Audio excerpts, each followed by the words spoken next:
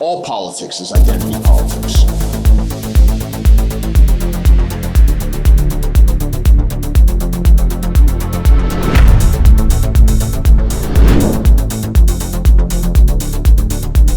Welcome to Identity Politics, everyone. I'm DeAnna. The Department of Homeland Security has launched what has been called the largest immigration operation ever in American history. The latest sign that the Trump administration appears to be pivoting to decisive action because they know they're staring down the barrel of doom in the midterm elections, and they want to give the base some red meat on immigration. So, you have DHS posting on its account, "Good morning, Minneapolis," and DHS Secretary Kristi Noem appearing on Fox News to tout the progress. The amount of fraud in Minnesota is unprecedented. It's incredible what we've found. And we did surge operations there the last 48 hours. We've sent 2,000 more ICE officers, HSI officers, individuals there to help get to the bottom of it. But what we're finding is not only people who've come into this country illegally, but they've perpetuated crimes on people. Then they've stolen the American citizens' money and they've put it in their own pockets and then the pockets of other individuals that are here. Businesses, individuals that bought luxury homes and took vacations, and they all did it using somebody else's money and money that should have been used to help people who really was supposed to benefit from these programs. Medicaid individuals that were supposed to get help for developmental services, that were handicapped individuals, people who had autism that needed services, and they didn't get it because these criminals were out there stealing the money and instead benefiting themselves. Now, is this red meat effective? Is this the right thing to do?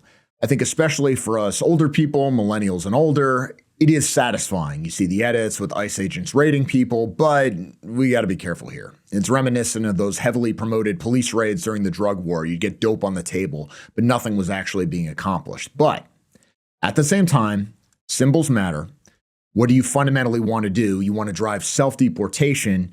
You need these sorts of optics. You need to put the fear of ICE into these invaders. So there is a value to doing it. I understand the objections to it, but this needs to be one of the things you do. You just got to do other stuff too.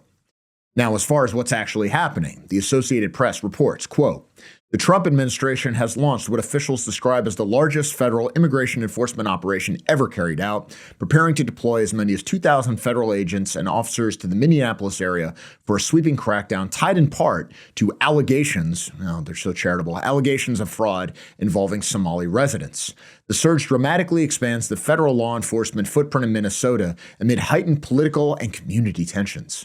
Immigration and Customs Enforcement Acting Director Todd Lyons, during an interview with Newsmax, called the crackdown the agency's largest immigration operation ever. Neither Lyons nor Department of Homeland Security spokeswoman Tricia McLaughlin said how many officers were involved. A person briefed on the operation told the Associated Press that the Department of Homeland Security plans to dispatch as many as 2,000 officers to the Minneapolis-St. Paul area. The person was not authorized to publicly discuss operational details and spoke on the condition of anonymity. Now, here's the great part.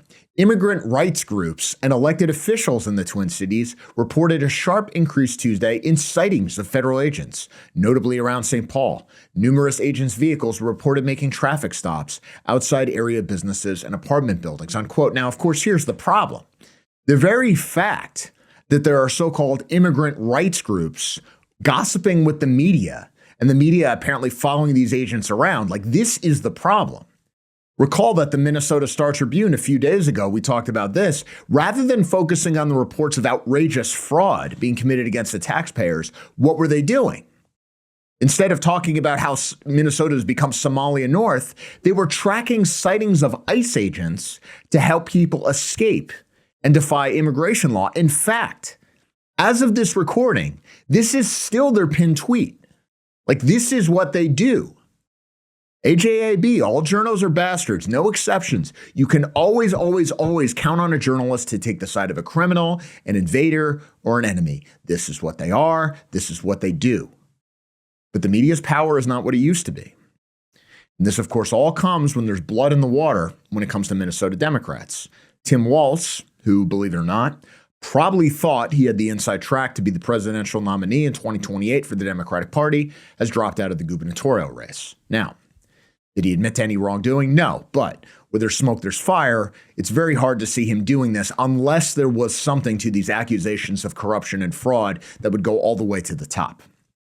Tim Walz lashing out at President Trump in his supposed press conference, announcing he was dropping out of the governor's race. But then at the end, get this, he just runs away without taking any questions. And the reporters are audibly frustrated. I'm proud of the way we treat our neighbors. I'm proud of the way that we welcome people to this state. I'm proud of the way that we innovate. And I'm proud of the way that we are optimists for the future. No one's taking this away from us. Not the fraudsters. Certainly not this president. Not on my watch. Tomorrow, I'll be back with you. I'll give you an update on America's best paid family medical leave program that is now a week into it. And at that time, I'll take all your questions. Thank you all. Thank you, Press. I'll be back tomorrow. Thanks, folks. I'll have more tomorrow. Appreciate it. Thank you. Wow. Thank you, Press. You said you were going to take questions. Why didn't you? Thank you all. We'll be back tomorrow. Thank you. I mean, I don't like reporters, but I kind of liked them in this clip where the reporters are like, wait, are you serious? Wow. All right. Like, I thought you said you were going to take questions. Why didn't you? Screaming at the guy as he just runs away and he just totally bails. That was pretty satisfying to see. But of course, if he thinks he's just going to run away, it may not end there. President Trump is alleging in his article from the Washington Examiner that Tim Walz is, quote, criminally liable. Quick excerpt. Quote, this is all hands on deck, rest assured. It's a top priority for President Trump, White House Press Secretary Carolyn Leavitt said on Fox News, the Fox News show Jesse Watters Primetime. He believes that Governor Walz is criminally liable, and I think the Department of Justice is going to find out. Earlier Monday, Trump suggested Walz would leave office before his second term ends early next year, quote, because he was caught red-handed, all caps, along with Ilhan Omar and others of his Somali friends, stealing tens of billions of taxpayer dollars. The president said he felt certain the facts will come out. Trump's statement was in response to Walz's decision to prematurely end his re-election campaign. Leavitt attributed his campaign exit to the widespread allegations of fraud involving his administration. Quote, this is a man who can no longer even win the support of the voters within his home state because his policies have failed them, she added. Now, the great people of Minnesota, a state that was once known as the land of 10,000 lakes, has been turned into the land of 10,000 Somali schemes because of their governor, unquote. Gotta love these talking points. Now, the problem, of course, before we all get excited, we've heard this before, right? Like there are people on Fox News and whatever else and the right-wing talk sphere, whatever, who have built entire careers on the promise of this giant investigation and the walls are closing in and there's going to be all this stuff and we're going to unveil all this criminality and it's going to change everything. People like Trey Gowdy, people like that. And of course, just nothing happens. Tim Walz getting charged would be amazing. I don't expect it, frankly. I see reports that the DOJ is supposedly going to do something. The president alluded to this, but I'll believe it when I see it. However, in political terms, forcing him to drop out of the gubernatorial race, basically killing his presidential run before it begins, that is an accomplishment in itself. That's not nothing. Yesterday, Walz had a follow-up press conference in which he was asked, appropriately enough, if he was getting pressure from the Democratic Party to resign. Basically, you're going to lose, so we're going to force you out. Sort of what they did to Biden. Well, what does he do? He starts babbling about January 6th. Did you make the decision to end your campaign by yourself, or did you receive pressure from Democratic allies? This is a decision that I make and make with my family. And certainly, I think, as I said, it's the right decision. I'll note, I think it's appropriate we're here today. The war that's being waged against Minnesota, you're seeing it. We have a ridiculous surge of apparently 2,000 people not coordinating with us that are for a show of the cameras. I'm going to note to all of you, today is January 6th. There's no debate what happened.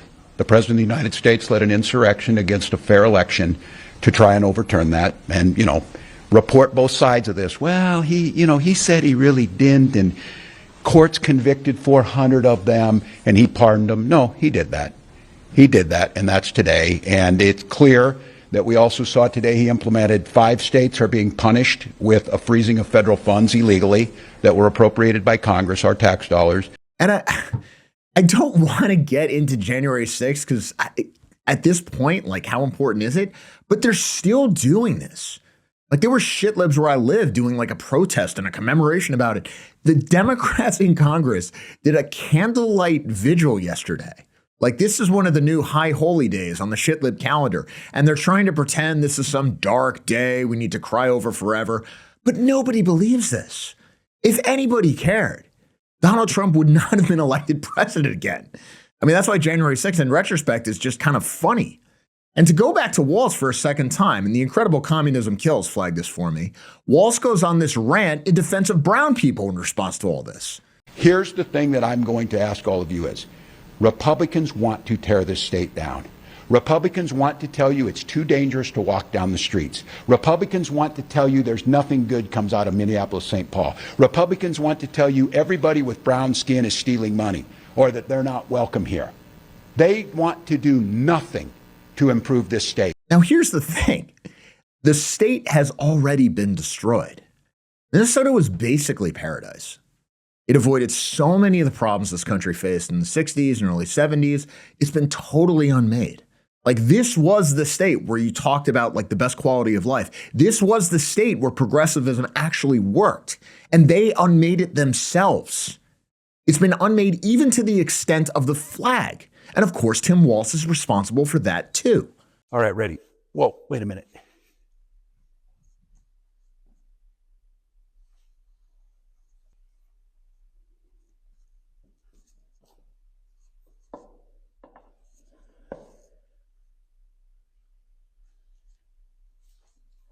There, that's better.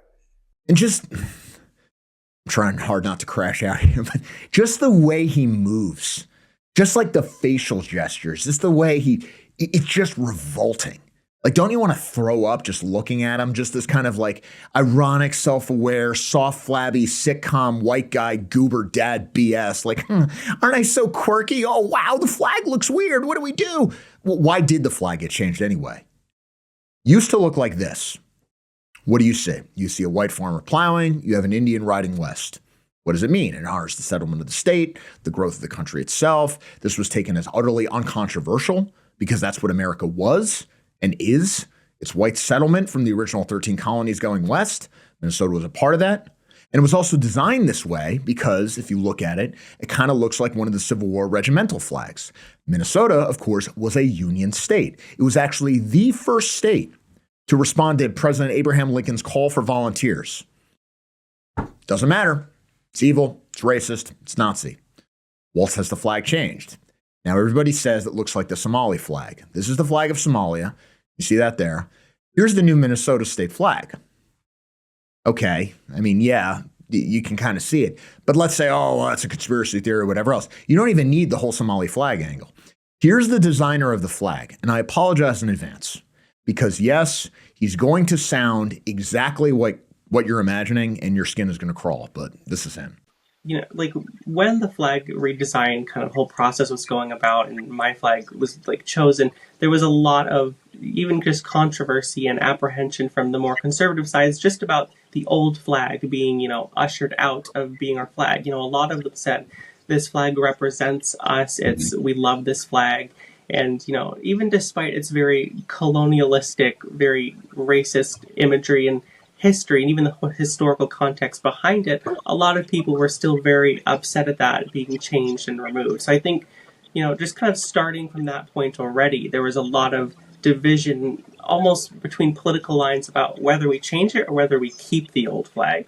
And then just kind of, I think, slowly morphed into the whole Somali controversy of, you know, my perspective is they wanted to find a way to, the far right specifically, like invalidate the progressive change of the flag. There's the uptalk, right? The gay uptalk, literally gay uptalk. Now, again, what is colonialistic? I don't even know if that's a word, but that was what he said. What is colonialistic about this old flag? What is racist exactly? It's a white guy farming. That's it. That's enough. But to say that a white guy farming is a problem, is racist, is colonialistic, is evil, fascist, Nazi, whatever, what you're really saying there is that it's better off if America did not exist, is that it's better off if white people never came to this continent, or at least that it didn't go this far west, that maybe we just hug the coast, maybe we're allowed to stay there. And of course, this is the point. They openly say this at this point. I mean, Tim Walz has specifically endorsed calling Columbus Day Indigenous Peoples Day, which is another way of saying that white people have no right to actually be here. He actually also said we need to mourn the largest hanging of Indians in American history, which happened in his state. Why did this happen? Of course, this happened under Abraham Lincoln because they attacked a settlement during the Civil War and killed a bunch of white people. But apparently killing white women and children is just civil rights activism, so maybe we should build them a monument. Again, this kind of like Stay Puft Marshmallow Man idiot waltz, like, oh, I'm just a fat loser, but I want to take care of my neighbors. Yeah. All this kind of soft rhetoric, what's really happening, it launders the most bloodthirsty behavior, the most radical ideas, the most anti-white rhetoric, but because it targets whites, it's okay. And he's totally fine with it as long as it doesn't target him personally. And then he says, oh, these Republicans, these conservatives, they don't want to make Minnesota better. Minnesota has been totally remade already into essentially a third world country. And the fact that there are elections there and the Democrats seem to be winning, that may not prove anything. They may be completely fraudulent. I don't even think I'm saying something controversial, at least with part of this. I mean, this may be ancient history for a lot of us, but when Al Franken won the Senate race against Norm Coleman, I think that was 2008, that was basically fraudulent. That was a fake election. That happened in this country. Like, he did not win. I don't even think that's controversial at this point.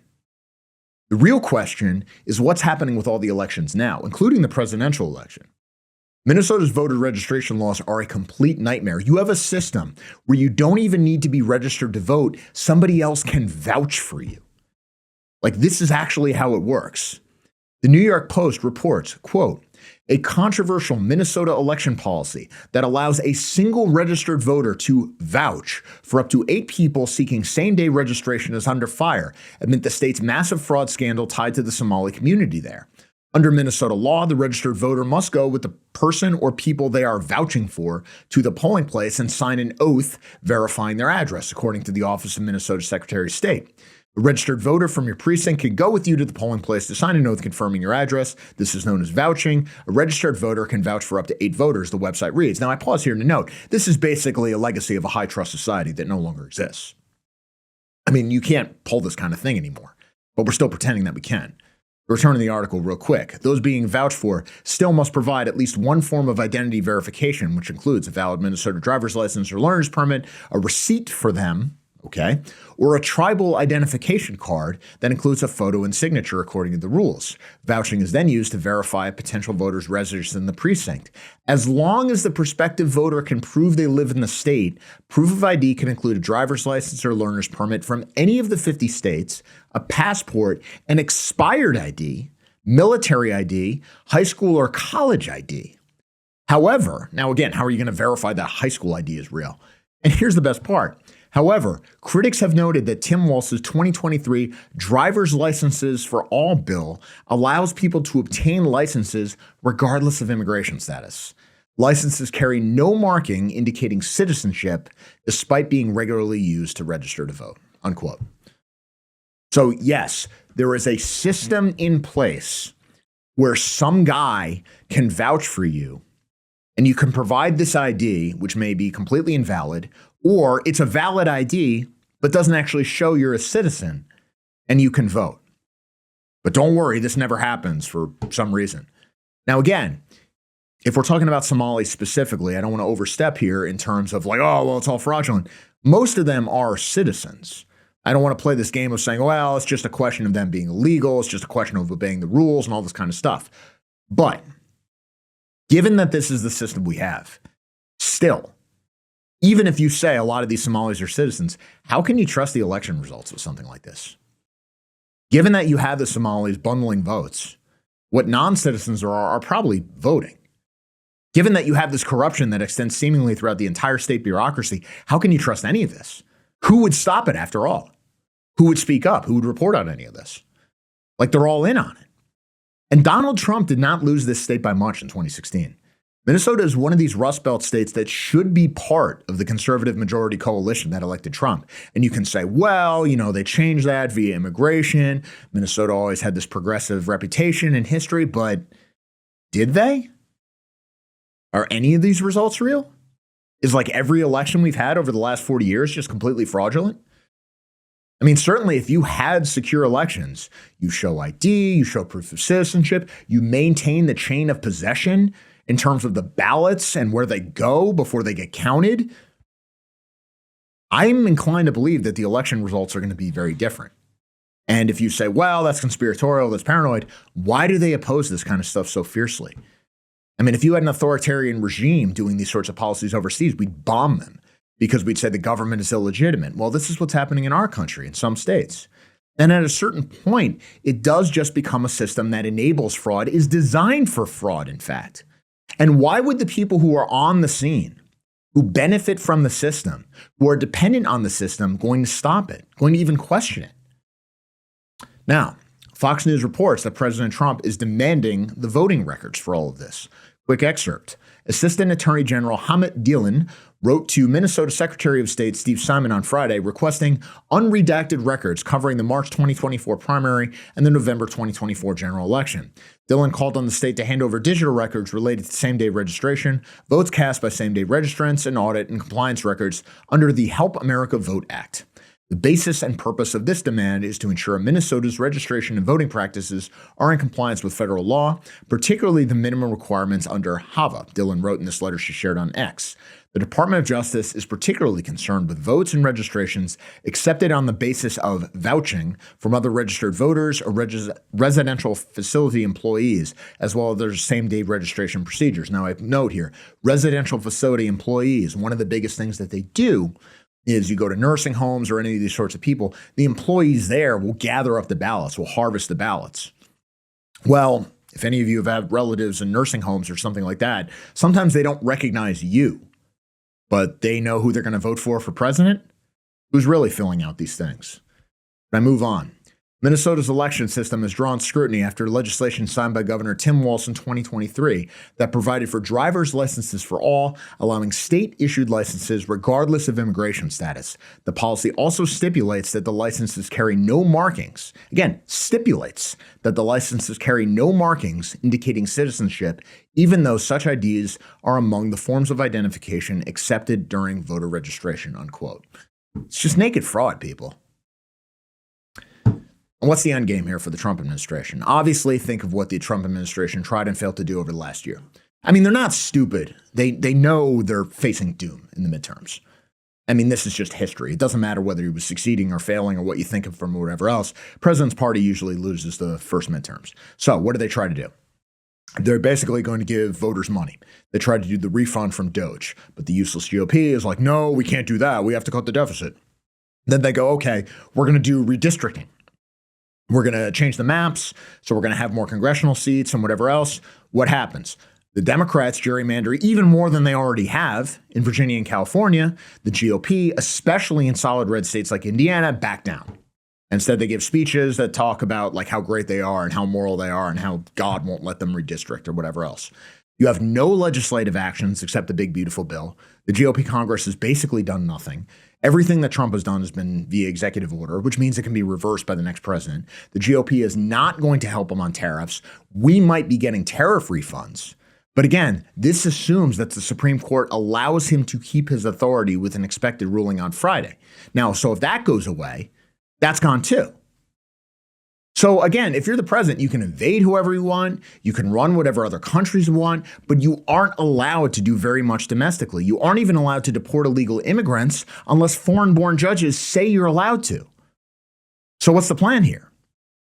The plan seems to be that you just go after these guys criminally. You actually go after the political machines criminally. ICE isn't just rounding up illegals, but DHS is supposedly involved in fraud investigations at this point. And if Tim Walz can be taken down this way, the obvious next target is Gavin Newsom.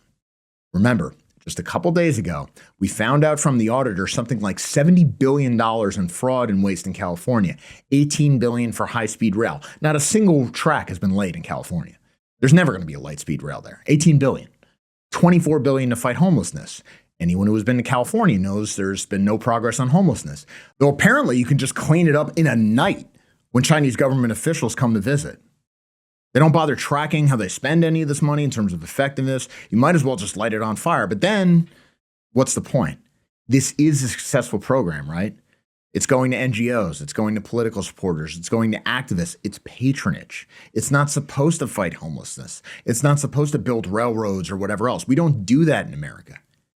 We don't build bridges. We don't buy things. We buy votes.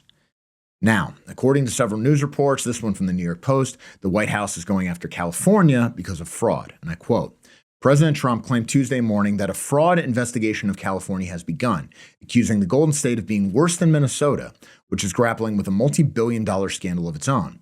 California, under Governor Gavin Newsom, is more corrupt than Minnesota. If that's possible, 3 question marks. The fraud investigation of California has begun. Thank you for your attention to this matter, Trump declared in a signed Truth Social post using his preferred name for the Golden State Democratic Governor Gavin Newsom. Thank you, New York Post, for spelling that out for us. The president did not specify who was investigating California or what they were looking into. A White House official told the Post to stay tuned when asked for details about the probe of California.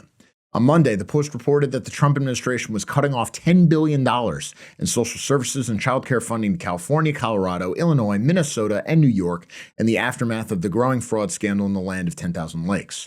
The affected monies include $7.35 billion from the Temporary Assistance for Needed Families program and $869 million from the Social Services Block Grant. For days, Trump has been publicly suggesting that California is more rife with fraud than Minnesota, where at least $1 billion worth of taxpayer dollars is believed to have been stolen. It's way more than $1 billion. Last month, Minnesota prosecutors claimed that a preliminary estimate found that about half of the $18 billion spent on 14 Medicaid programs since 2018, $9 billion, was likely snatched by thieves, unquote. Now, Governor Newsom, interestingly, has already responded to this. And what did he say? He didn't say, well, it's not a big deal. He didn't say this is racist. He didn't say any of the things you might expect. He said, I've protected customers from scam artists. I've prevented all this fraud. I'm actually a good steward of the taxpayer dollars. I think this is interesting. It's actually kind of wild that he admitted fraud was bad. That may have been a mistake. It's probably better to laugh it all off. I mean, what has been the reaction for progressives in Minnesota? They doubled down on support of Somalians. It's because there's this fraud. It's because there's this criminality that proves that they're better than us. That's why we need more of them. That's why we need to defend them. Why do you care? Why are you investigating this? Only a fascist would care about misspending taxpayer dollars like this. We need to bring in more Somalis. We need to take up arms against ICE. We need to follow them around. Newsom could have done the same thing, but I think he's actually kind of screwed up here by saying, oh, well, I'm actually a good steward of the taxpayer dollars. I'm preventing all this stuff. What happens if they find something? Now, will they? Who knows? President Trump talks a lot. Is this investigation even happening? Who knows? But it does seem pretty likely. Without a lot of subtlety and a lot of detailed investigation, if you could find out all this kind of stuff in Minnesota, you're probably going to find some stuff in California. It's a big state. There are a lot of non-whites there. You're going to find a lot of scams. Now, would you then get a follow-up with an ICE surge in California the same way you've got in Minnesota? Seems pretty likely. Minnesota, you have this very, let's call it a low-scale civic conflict. Counterinsurgency might be a bit much, but not by too much. Because you have all these progressives all gassed up on anti-fascism, and they think they can go after law enforcement with impunity. And to some extent, they're right. So here's a video of a typical confrontation that's floating around right now. Just 90 seconds of it real quick. Help him! I'm gonna get they ain't gonna look how they grab. They ain't gonna do shit. He don't want to do.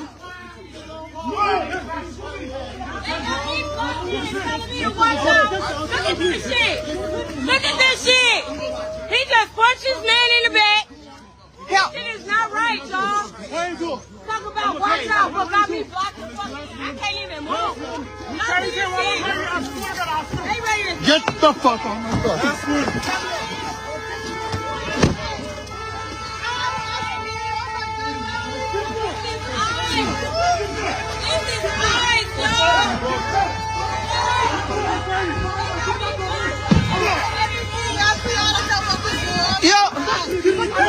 Get him!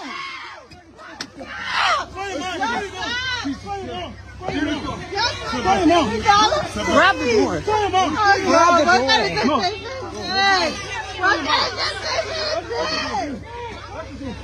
He got no.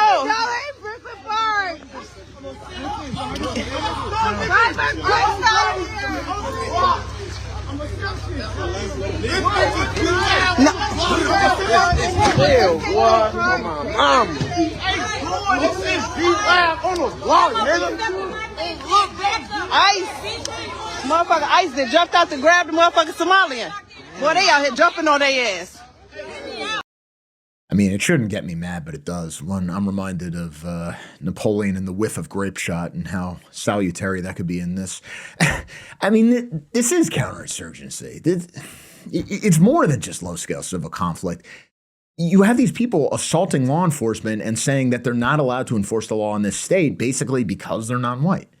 Like, that's what it is. It's a racial veto against the laws of our country. That's what we're facing. And the website that's listed on the video, what does it do? It tracks ICE actions. It tracks where these people are, and they aren't alone. Like I said, even the local paper is trying to do the same thing. These people think they can basically interfere with law enforcement. They can pull people away from agents. They de-arrest them, as the Antifa say. And you've got this army of lawyers and judges and activists of NGOs who are going to do their best to keep law enforcement away precisely because they know these people are breaking the law and don't belong in the country. And that's why they want these people here. And then when you consider, well, what are local officials doing? Well, the Minneapolis City Council is basically taken over by these so-called democratic socialists. They're not even really democratic socialists. They're just ethno-nationalists for their own people. So this is Jamal Osman, this is according to Libs of TikTok, new Minneapolis City Council vice president. Here he is laughing about how the Minneapolis PD won't help ICE agents who come under attack. nimankii ICE ahaa waxay soo waceen 911 waxay dhaheen waa nala dilay ama I don't know saa ereyga u dhigo Soomaaliga laakiin adigu dhib baan loo gaarsiiyay waxaan dareenay tareeday dhaheen ha may nolosheeda khatar ku jirta waa lagu adkeeyay maanta si fiican nolosheeda khatar ku jirta naga soo gaara ma garatay marka Minneapolis way qabatay click way ku damisay laakiin kuma damina sababta aan ku sheegay Minneapolis booliiskeeda uu ka war helay arrintii waa loo soo gudbiyay arrinta markii sida lagu soo gudbiyay si waxay ahayd la dhahayo qof dawladeed ayaa dib gaaray markii booliiska dhammaan soo yaacaan meel bay joogaan qolo walba police ma ka qayb galay sheriff department ma waa ogaa ma sideedo sheriffkii booliiska any police ba hadii qof dawlad ah ayaa dib loo gaarin waa soo ordaya marka aniga chiefkan la hadlay wuxuu ugu yiri anagu farahan kala baxnay marka aragnay ayaga inaad tahay waa ka noqonay farahan kala baxnay maanan caawin maana tagin waana run qoliyihii shariifka u tagay qoliyihii shariifka marka gabadha shariifka xukunta DeAnna wit ayaa soo wacday oo badana criticism badan lagu suubiyay. Now again, when you look at this person, in what sense is this an American? What possible interest do you share with this person? What possible reason is there just to not pack these people up and send them away? And CNN, they all have this kind of tack. They react like CNN is reporting this like it's a military invasion. Here's what we know about the law enforcement search. I mean, just listen to the way they frame it. Quote, agents in Minneapolis on Monday arrested more than 150 people accused of being in the country illegally, the Department of Homeland Security said in a Tuesday release. The release highlighted nearly a dozen detainees that DHS called the worst of the worst, with charges like homicide, robbery, and probation violation. None of the highlighted detainees were Somali. DHS posted an edited video to X Tuesday showing Secretary Kristi Noem following armed agents into a 3-story building in St. Paul and arresting a suspect they said was an illegal immigrant wanted for murder. Noem, wearing a Homeland Security Investigations tactical vest, was surrounded by uniformed officers with Secret Service identification. U.S. Customs and Border Protection Commander Gregory Ravino, whose controversial tactics, controversial to whom, have come under increased scrutiny in multiple cities, scrutiny by whom, is also expected to deploy to Minneapolis. The war that's being waged against Minnesota, you're seeing it, Governor Tim Walz said at a Tuesday news conference. We have a ridiculous surge of apparently 2,000 people not coordinating with us that are for a show of the cameras. Well, I pause here. Why are they not coordinating? Because you don't have their back. Let's be blunt, because you're the enemy. Because you're basically in a kind of insurrection against federal authority. Against the very concept that this is American territory. That's why we can't coordinate with you. Return to the article. Uncertainty is sweeping Minnesota's largest city as the fraud allegations prompt shakeups in local leadership and a new ambiguous immigration enforcement effort intimidating Somali residents has emerged. Here's what we know, unquote. And what else do you have happening? You have a Hampton Inn in the Minneapolis area refusing to rent rooms to DHS employees. The Washington Post says, Hilton says it will oust property that refused hotel rooms to ICE. Hilton Hotels, quote, Hilton Hotels said it is removing a Minneapolis area Hampton Inn from its system after an undercover video appeared to show an employee claiming immigration agents were not allowed to stay on the property. Hilton announced the move on social media Tuesday, a day after the operator of the Hampton Inn in Lakeville, Minnesota, apologized for allegedly canceling reservations for Department of Homeland Security employees. Hilton and the operator, Everpeak Hospitality, released statements Monday saying the hotel would make sure the guests were accommodated. Then conservative influencer Nick Sortor showed up at the hotel late Monday night and asked for 10 rooms, telling someone at the front desk they were for DHS. Despite the statements released earlier that night, the worker said the hotel was not accepting DHS or Immigration or Customs Enforcement personnel because of a policy of the hotel's owner. So, and again, it's just like some random conservative influencer who does this stuff. God knows the media won't do it. They won't even do a phone call. And it's the government itself that is not allowed to do these sorts of things. Fox Business found that in 2020, Hilton objected to an ICE contractor making a reservation for detaining migrants. So when they say, oh, we're doing this for everybody, this isn't even true. This is from Fox Business. Hilton objected in 2020 to immigration-related activity at another location when an independently owned Hampton Inn Suites in McAllen, Texas, accepted reservations from a private contractor working on behalf of U.S. Immigration and Customs Enforcement, according to the company. The company issued a statement in September 2020 noting that it believes hotels should not be used for detainment purposes. We believe that hotels should be places of hospitality, and the detainment of migrants, including minors, is not activity that we support nor in any way want associated with our hotel, Hilton said at the time. We understand these reservations were to house migrants, including minors, as they were transported between locations, Hilton said at the time. This is not activity that we support or in any way want associated with our hotels. Our policy has always been that hotels should not be used as detention centers or for detaining individuals. We expect all Hilton properties to reject businesses that would use a hotel in this way. We are in the process of contacting all Hilton owners and management companies in the U.S. to remind them of our policy and provide guidance on identifying and preventing this kind of business, unquote. So here you have an independent hotel accepting reservations from ICE, and corporate says from on high, you're not allowed to do this. So you can't even use the excuse of, well, this was an independent operator, he acted in a rogue way. I mean, here you've got proof going back years that there's a central policy from corporate leadership saying, no, we are going to stand in the way of immigration law enforcement. You are not allowed to accept reservations from the government if it's in the service of enforcing immigration law. And as somebody who works for American Renaissance, I know how that goes when you can't get a hotel room. And it's incredible what you can get a hotel room for, right? I mean, we're all adults here, right? You can pretty much get a hotel room for whatever criminal activity you want. It's not like they're going to look into it too closely. But enforcing immigration law? Nope, not allowed. Impossible. But here's the reality. The woke are more correct than the mainstream. Tim Walz is right. Like, it is a war. It is a war on Minnesota, or rather, it's a counterinsurgency. I mean, look at this objectively. You have Minneapolis police saying, well, we can't enforce the immigration laws. We don't want these people here, federal law enforcement. Someone might get hurt. This is an invasion. Well, then there's no rule of law, is there? Like, the police have lost control. You've forfeited the legitimate monopoly of violence. I mean, it's just a racial veto. It's just government by tribes, which to me is all the more reason for the feds to come in. If you have a state where the police and local state officials, all of whom are quite happy to celebrate the ethno-nationalist movements of a foreign people, when you have these people defying the enforcement of federal law, how is that not sedition? What do you even call sedition if that's not it? What would happen, say, if a county in West Virginia just said, nope, we're not going to forward federal taxes anymore. We just don't feel like it. But you know what? Don't come in here because we're armed to the teeth and we don't want violence. There might be casualties and we don't want that. What do you think would happen? They would nuke the place. Rachel Maddow would be riding that atomic bomb down like Major Kong in Dr. Strangelove.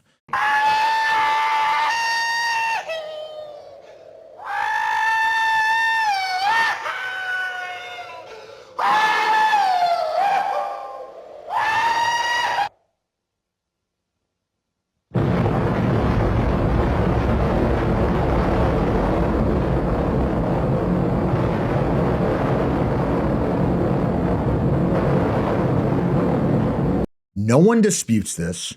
We all know what would happen. Look at Ruby Ridge, look at Waco, look at the response to J6, look at a million other cases that those of us in white advocacy, shall we say, can probably think of as affecting us personally. There'd be no stone unturned. There'd be no statute of limitations. No amount of force or violence would be ruled out. They'd do whatever it takes.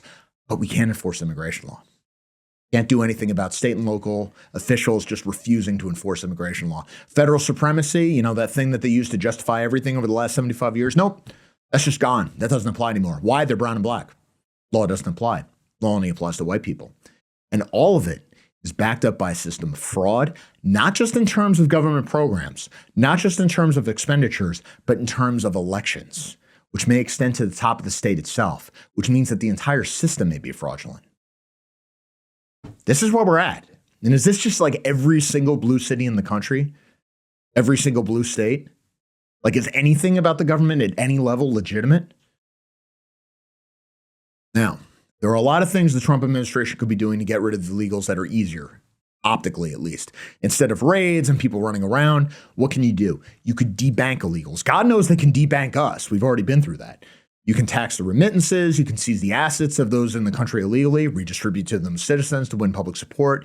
You can prevent them from using basic financial services. You can freeze the assets of employers that have hired illegals. You can impose real costs in the background, away from the cameras.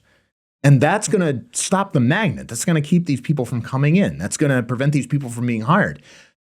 And it's already been done to people like us. It's already been done to gun companies, too. If you look up Operation Choke Point under Obama, gun companies and a lot of other companies that were characterized as high risk basically found themselves cut off from financial services because they had to provide all this information. And then the bank said it's not worth the trouble. Well, you can do this kind of stuff.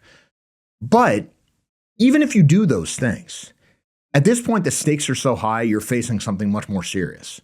We're basically facing this eternal counterinsurgency to get these people out of the country. Huge areas of our territory are essentially lost. They are not part of the country in any significant way, which is why it's crazy in some ways to talk about American empire like we're going to get Greenland, but we've lost Green Bay. That's the actual threat to national security. And there's no way out of this except, dare I say it, a kind of new Lincoln project where you basically crush the seditionists, you use federal troops and federal immigration law enforcement, you invoke the Insurrection Act, you go after the politicians in these areas that are basically in rebellion against the country. And there are some signs the Trump administration is doing this. The fraud revelations of Minnesota have the potential to turn the whole momentum going into the midterms around, especially if you can expand the battlefield to California. If you can do to Newsom what you did to Walz, it's a new game. And in the end, I'm probably in the minority here, but I think you're going to need like an actual federal police of the sort they have in France and Italy, like the Carabinieri or something, because we've essentially lost control. And you essentially have local law enforcement on the side of the invaders. The rot has sunk in too deep. And yes, I know it sucks. Oh, you're the Constitution. Yes. All right, fine. Like, I'm still a conservative and a reactionary in a lot of ways. I like local authority. I like states' rights. I like decentralization. I like the Southern tradition. But I like these things for Americans. I like the nation first. And these people need to go. Our system of government is for our people. And these are not our people. And the traitors who have sided with this foreign invasion have forfeited their membership in the body of the nation. This is the beginning of a very long counterinsurgency to reestablish control over our own territory. And even if the left does not retake control within the next year or the next 3 years, this fight is going to outlast the Trump administration. It may last the rest of our lives. Now, of course, the battles we are facing do not just apply to the United States. The United Kingdom may face the most dire situation of any country in the entire Anglosphere. One of the absolute all-time best commentators is Morgoth's Review. I've been listening to this guy's videos for, I don't even know how long. I mean, as long as I can remember, maybe since the beginning. He's also got a great Substack at morgoth.substack.com. It's a real honor to have him on the show. Check it out. Really honored to have this guest today. I've been a longtime fan. I've been watching his content and reading his stuff for as long as I can remember. Morgoth's Review is one of the best content creators out there, one of the best observers on the passing scene. Now he's doing a lot of his work on Substack. You can find it at morgoth.substack.com. Thank you so much for joining us here today. And I got to say, I really enjoyed your last piece about the night out in Newcastle. Thank you very much for having me on. It's a pleasure. I've been a follower of yours for a long time as well, so it's kind of funny that we never did anything. Yeah, I know. I do have a little bit of a head. I'm recovering from a bit of a head cold, so if I sound a bit stuffy, a bit strange, that's why. That was probably because I was out in the cold in Newcastle, full of drink, like a week ago or whatever it was from a recording there.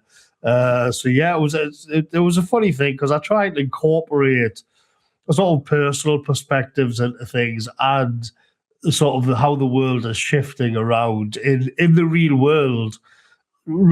That's what I've been doing for the last year or two, is this sort of realism, which is grounded in the mundane realities of like the life and the world as we see it, rather than some kind of abstract political theory or something like that. Right. I mean, there was definitely a sense of melancholy in this last piece, which struck home for me too, because like we were talking about a bit before we got on the air, I feel the same way when I go to Arlington or DC or something like that, and the way things have changed, but yet you still see some of the places that are sort of the same. But the demographic changes, especially even in just the past, 10, 15 years, have been truly remarkable. And the sense of alienation that I think just about every white person in the West feels at this point, where you do feel like a foreigner within your own country. And there are certain things, I mean, you talked about it when talking with public transportation, where you're constantly in the minority and you constantly see these businesses opening up that really have no purpose being there. You don't understand how they can operate. And you do get the sense that, no, it's not just me getting older, like something actually is slipping away here. There's something happening. Yeah, I mean, Newcastle, just in sort of to set a broader context, Newcastle hasn't been hit as hard as other parts of England, and especially not, say, Scotland or Wales. It's got off lightly, but you do see it coming in fast now. And so, I'm writing from a perspective where I do have that in mind. I am aware that somebody in Leicester or Birmingham or somewhere, or even Manchester now, could say, well, hang on for a minute, because Newcastle, we know that like Newcastle and the northeast is still the whitest part of the country, pretty much, or one of them. There's somewhere in the south, like Dorset or Devon as well. And so I was conscious of not to sort of wallow in too much kind of self-pity or anything, but just to sort of observe the little things as they actually were. I mean, it was just surprising where the bus stops at a place where I don't even know what it is. It's like a freshly made sort of IT center, business park. And I don't know what it is. It used to be where that was. There used to be like the Greggs factory was around there, and the Findus food factory was there. And then it was mainly just fields. And then all of the fields and the pasture land got turned into these sort of glass and steel neoliberal, and just for whatever reason, it just seems to be full of Indians. Right. Or at least me sitting on the bus, and it was the time that people would be getting off work. The bus was just filling up with Indians. So that's what happened, basically. Many such cases. That's basically every single place in the United States now. You go just about anywhere, and you have these sort of monstrosities that have been built up. They're every building, and they're no building. I mean, they could be anything. Yeah. And even the names of the companies seem to change all the time. And it's just, of course, all these Indians that get bussed in, and you have no idea what they do, where they come from. But you do know that there's some sort of an official arrangement at a level you can't quite unpack, where they're getting subsidized for this kind of thing. Yeah, I mean, the funny thing is, the Indian, because now you didn't used to hear as much about Indians, and now the last year or two, it's everywhere. And the weird thing about England is that we've actually got a much longer history with India and Indian people. And when in sort of the experience of mass immigration and whatnot into the UK, we had Indians going way back, but by and large, the Indians were seen as being like the least worst of the immigrants. And also, they just seem different. So if you have a look at, for example, your most obvious would be you can go back to World War II, and you had like the Sikhs. And then later that would become like the Sikh with a corner shop, and he would be a kind of respectable patriarch. He'd be traditional. Right. And he'd also be sort of very reverent and very respectful towards the Queen and Britain and even the British Empire. And that kind of bled into the political class a little bit. So you'll see high caste Indians like Priti Patel or Rishi Sunak, these kinds of people popping up in the British political establishment or the business world as well. But now there seems to be like this new kind of class of Indian, as if in India they've made a kind of middle class of their own and exported it around the world. So they don't have that trappings of being this kind of high class sort of traditional religious Indian, but a kind of generic workforce that can be kind of plug the gaps in neoliberal economic systems or IT sectors anywhere in the world. And I think that's really depressing. It's depressing because people will say, "Oh, there's a lot of hate against Indians now," which like I never used to see or really think about it like that. For example, in Britain, there's always been animosity towards, say, Pakistanis, but not so much Indians. And the conversation over the last few years, where particularly in America, you see, on Canada as well, where you see this kind of open hatred towards all things Indian, is kind of it's a new turn, it's a new thing. And so when I was on the bus and I saw this generic sort of workforce of Indians come on and just sit there, I thought, yeah, this is it. This is a difference. There's something very 2020s and global homo about this sort of wandering workforce, which seems to be an infinite amount of them, and they're just plugged in everywhere. Yeah, I mean, the whole Anglosphere seems to be taken over by them. And one of the big changes, I think, is that they've gone in hard for this anti-colonial, third worldist type rhetoric where, the British Empire stole $45 trillion from India. We're here because you were there. We actually are the one. You're totally dependent on us. We saved Britain in World War II. You hear this now. And all of this is kind of new. And all of this has just happened over the last 5 years. I mean, here in America, you would think of Indians as sort of the friendly convenience store clerks. Now, of course, they're basically the academics who are telling you how evil racism is and how whites have no right to have their own countries. And actually, this is all Indian anyway. Yeah, the Indians used to be in Britain the most loyal subjects of the Queen, of the Crown, of the imperial heartland, if you will. They were proud of their record as serving in to be fair, they were quite highly regarded. So were the Gurkhas. And that's fine. That's all well and good. But now you see that it becomes this sort of third worldist mindset, which didn't used to be there. Where now it's like we're part of this global proletariat against everything. And I just think, yeah, this is all new. This is all completely different. And so this formed part of the. You're just sitting there on a bus trip waiting to go into the town where you're going to have a night on the drink. And this is like the first thing you're confronted with is this entirely new changing dynamic. And then, of course, as I noted in the article, when you actually get to Newcastle itself, you find that there's a Somali barbers with prime real estate in like Newcastle. And what's really going on? How does that happen? And also, how does it differ? How do they?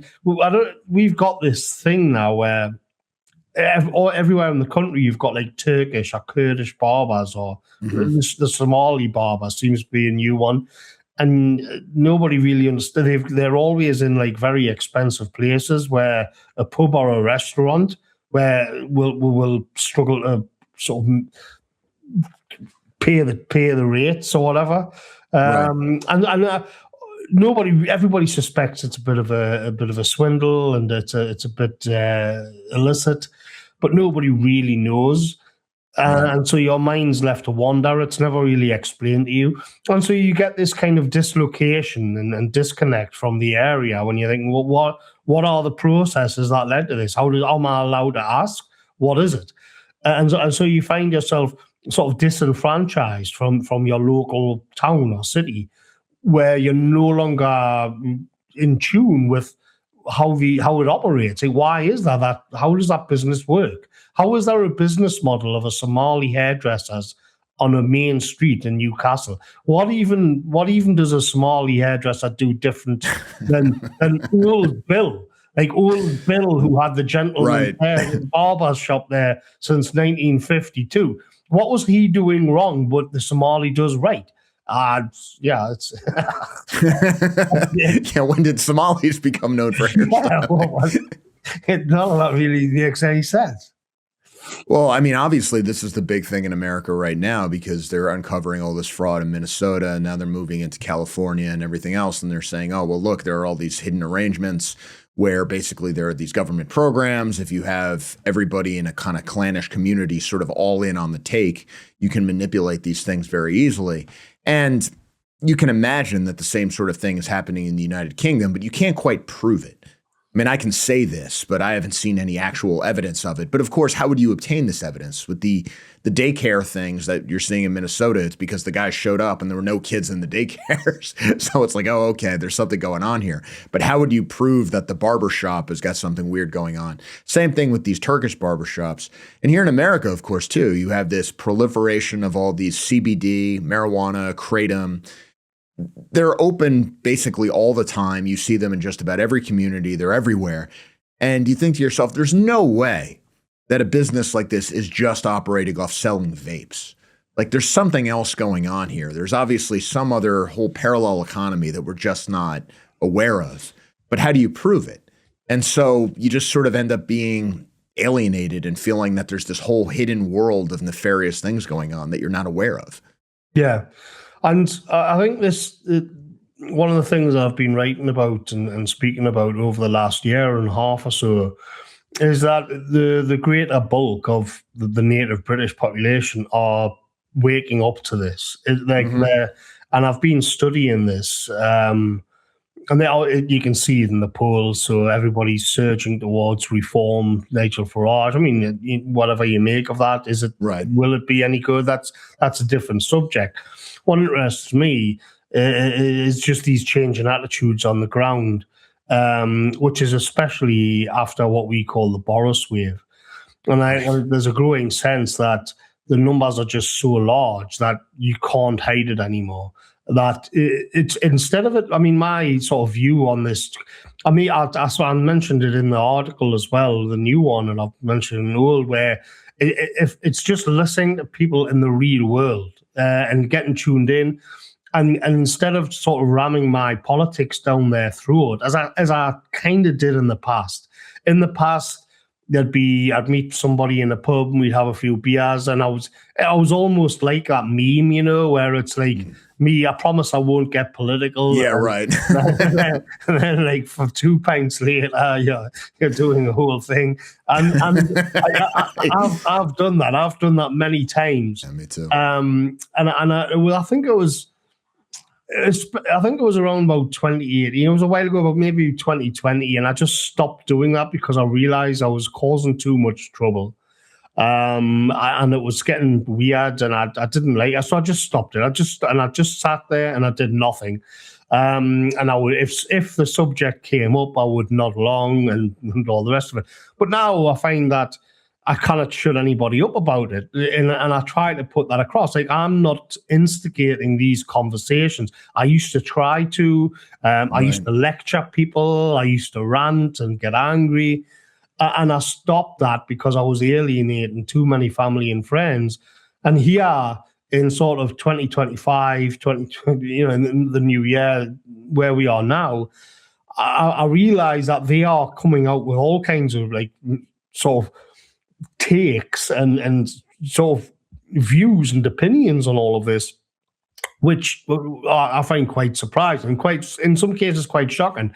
And you've got that mix where it's kind of like the newly radicalized normie. So they haven't read like James Burnham's Managerial Revolution. Right. But they sense it in their guts that the system is against them and all of this. As we were just saying, with the Turkish barbers being an example, or the Somali barbers, or why all of a sudden all these Indians on it.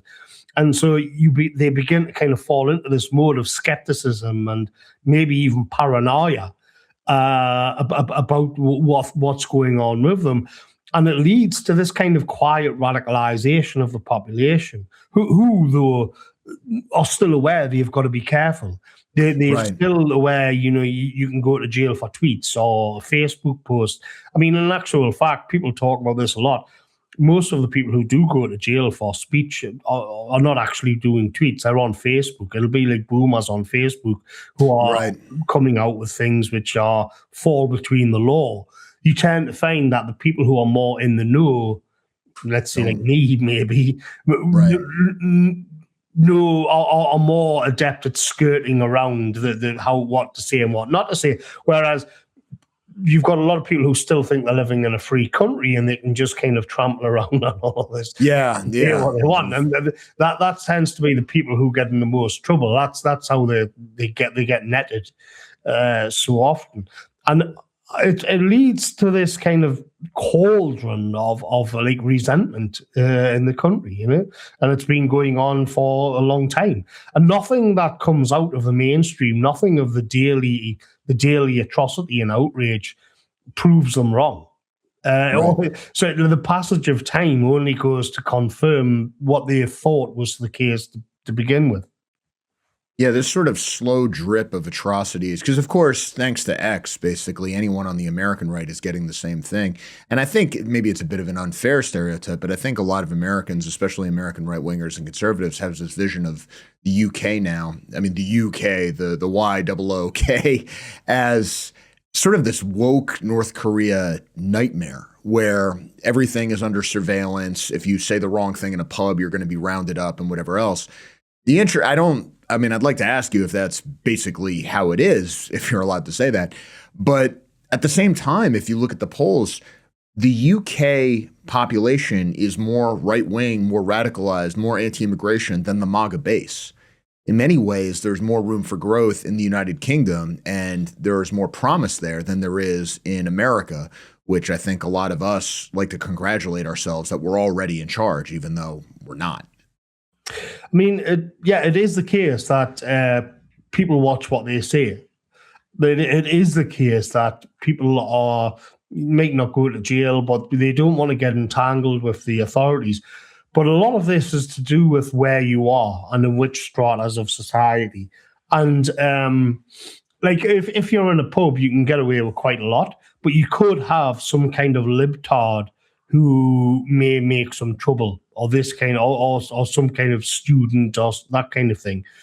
I mean, a lot of what happens when it comes to people being actually arrested is related to where people are. Now, this sounds weird, but if you are, for example, I'm trying to think of it. There's certain areas of it's difficult to say in England because it's all so libtarded. But if, for example, you are in an area of your file or a case or a photo shot of a tweet landed on a police sergeant's desk and the local council was saying, do you want to have a look at this? Or then it's kind of up to them as if to say, well, is this worth bothering with or not? And there's like a certain sort of set of incentives are in. Whereas if you're in another area where they are kind of not really very bothered about that, and they may think this is not worth the resources to pour into because some fella did a tweet. So you can get lucky or unlucky depending on like where you are.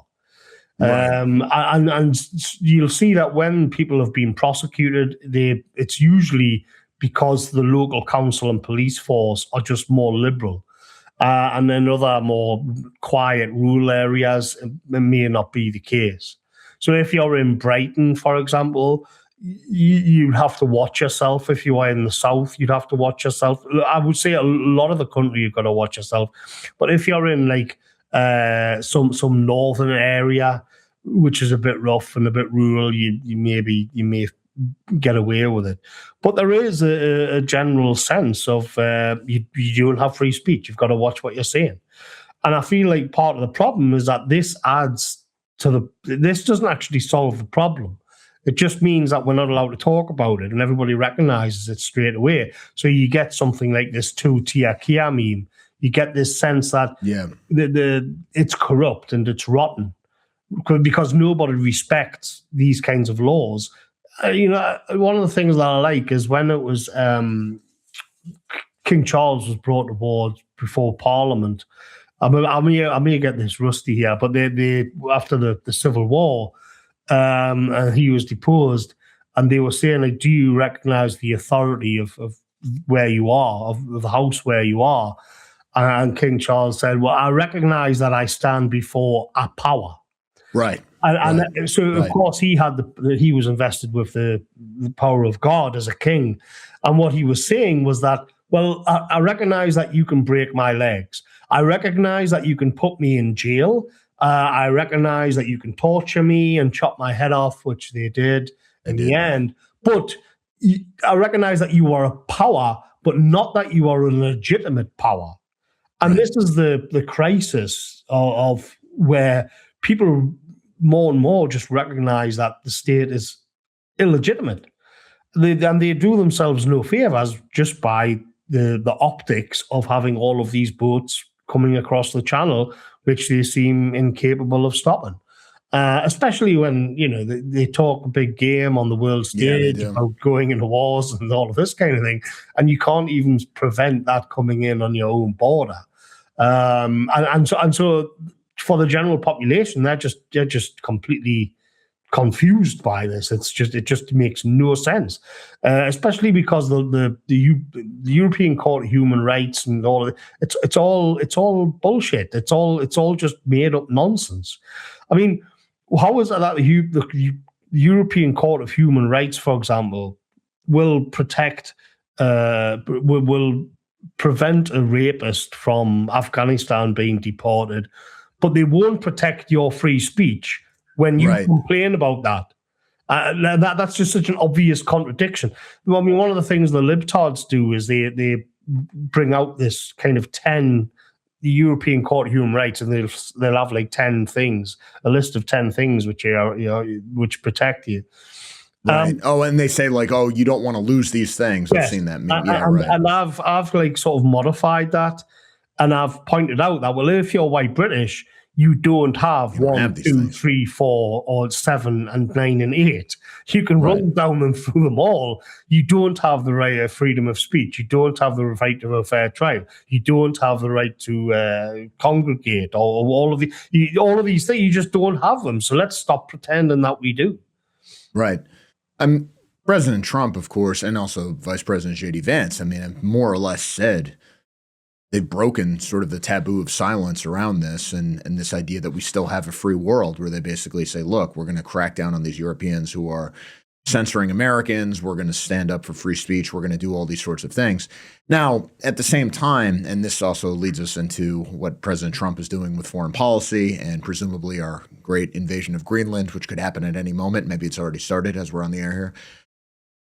I wonder sometimes if what President Trump is doing is making it harder for British nationalists and European nationalists, because you see the EU leadership and the Labour Party in the UK saying, well, if you're siding with the president, or if Nigel Farage says something nice about the president of the United States, he's running down Britain. He's being unpatriotic. Actually, we do have free speech. I've always been amazed at how Keir Starmer and a lot of these other European leaders will just openly say, like, well, we're going to censor all these things and we have these laws, but we have free speech. Essentially, they'll make a speech about how we don't have free speech and it's bad to have free speech, but we actually do have it. They just They confront the problem by denying its existence. And somehow they seem to think they can just get away with this forever. And maybe if they have enough control over social media, they can. Yeah, I mean, the Ofcom online harms bill's a whole other thing. But in terms of things that J.D. Vance and Trump have said about free speech, I actually really liked it. I realize, like, it's. I mean, I'm gonna be critical again on the foreign policy stuff, I think. But I'm not going to just be negative about it for the sake of being negative about it. When it's the stuff that they've said, when J.D. Vance rails to their faces about the lack of free speech in Europe, or they put Starmer on the spot about people going to jail, or that woman praying in her head and she gets.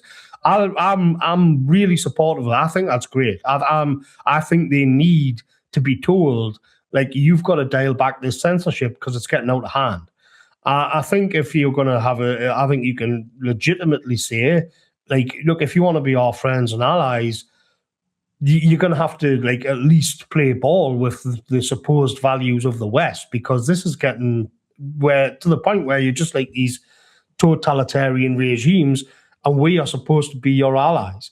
So I really like it when they call them out on free speech, because at the end of the day, beggars can't be choosers.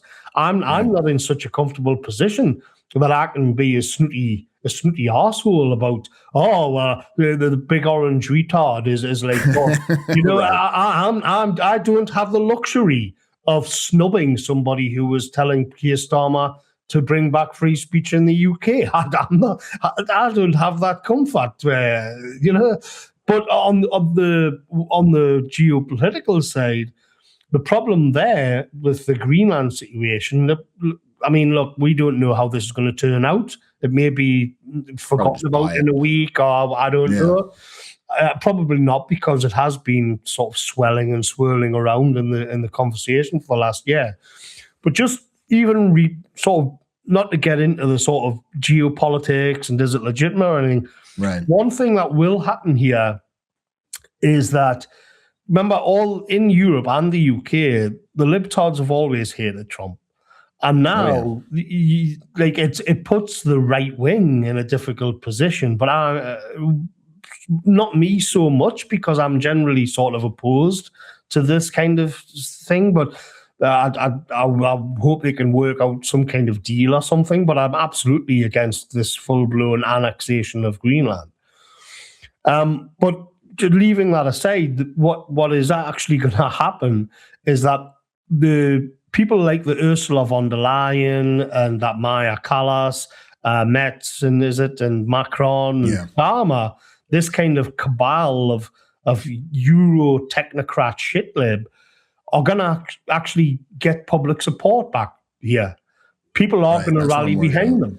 I actually think it's not a foregone conclusion, because nobody doubts that the American government, Trump, could actually just send the American Navy, the forces, and do what he pleases in that way.